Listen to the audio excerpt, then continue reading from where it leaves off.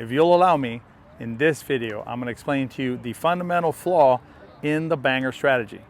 You're going to be able to use this information if you're a banger to fix your game, and if you're not a banger, in order to start unraveling the myth of the banger. Let's get into it. Hello, my name is Tony Roig, and providing you actionable coaching advice just like this is what I do. If you haven't yet subscribed to the channel, make sure you hit subscribe, hit that bell button below so you get notified of future videos just like this. The fundamental flaw with the banger-only strategy is that the banger does not utilize the pickleball court.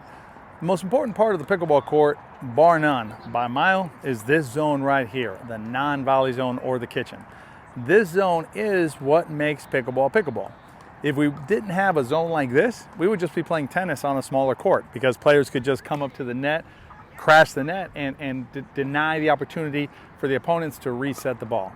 Bangers never ever use this zone of the court.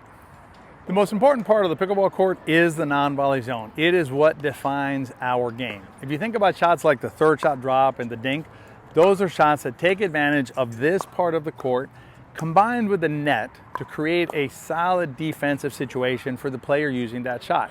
If you look at the best players in the sport, they all rely on the non-volley zone as part of their strategy. Bangers, however, never use this part of the court. A banger shot will never land inside the non-volley zone. So they are giving up a fundamental part of the court, a part of the court that you must use if you want to play optimal pickleball. I've asked my co-coach CJ Johnson to help me demonstrate. So when you're playing a typical banger, and coach, you can let these go, but when you're playing a typical banger, this is what every shot looks like, right? Every shot looks like this, right, against the banger.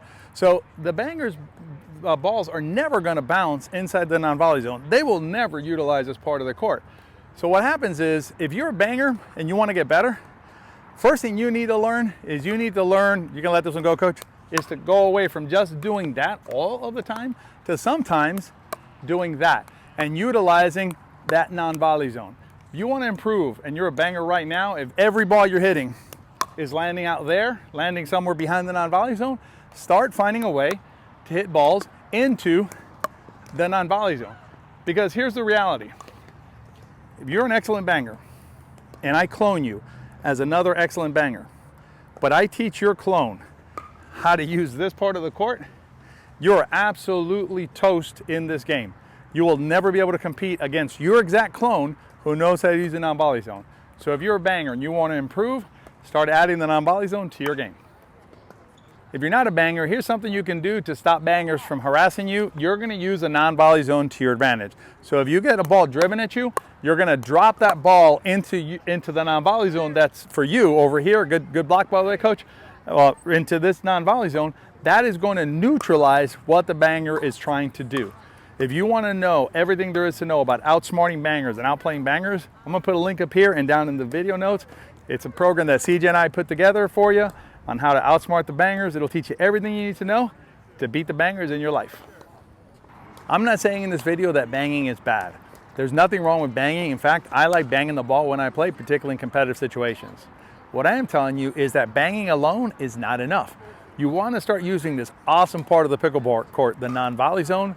And if you're not banging and you're playing against a banger and they don't want to use the non-volley zone, then why don't you use it against them? I hope to get the opportunity to coach you again in a future video. Until then, keep having fun out there.